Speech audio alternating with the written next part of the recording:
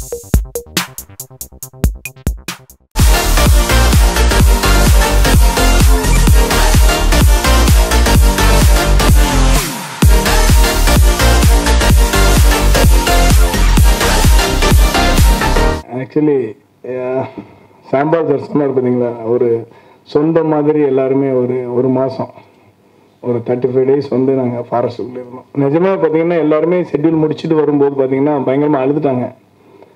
இந்த மாதிரி ஒரு ஷூட் பண்ணதில்லை.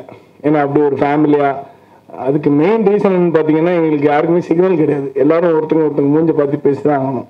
ஸோ இந்த படத்துலேயே பார்த்தீங்கன்னா நேச்சர் பற்றி தான், நேச்சர் கூட நம்ம எப்படி இருக்கணும், அது கூட நம்ம எப்படி ஒட்டி இருக்கணும் அப்படிங்கிறத பற்றி தான் விஜய் சார் சொல்லியிருக்காரு. இதில் ரொம்ப கஷ்டப்பட்டது யார் அப்படின்னாச்சுன்னா ஃபைட்டர்ஸ் அப்படிலாம் ஒன்றும் கிடையாது, நம்ம ஜெயம் ரவி சார் தான்.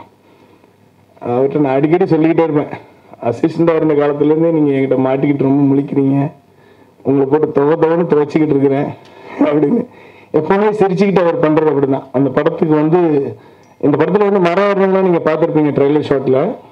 எல்லாமே பார்த்தீங்கன்னா ப்ராக்டிஸ் பண்ணி ஏறினது தான். நம்ம என்ன சின்ன சப்போர்ட் கொடுத்தாலும் எனக்கு கொடுக்க முடியல, என்னால் சப்போர்ட் கொடுக்க முடியாது.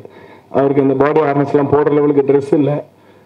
ஸோ அதுக்காண்டி அவர் நிறைய ப்ராக்டிஸ் பண்ணி டெய்லி நாங்கள் ஒரு டாக்டர், ஒரு மெடிக்கல் ஆஃபீஸர் கூட தான் வச்சுருந்து டெய்லி நடந்த அடிகள் எல்லாத்தையுமே தாங்கிக்கிட்டு திருப்பியும் இன்னும் அடுத்தாப்புலையும் படம் பண்ண போகிறோம்.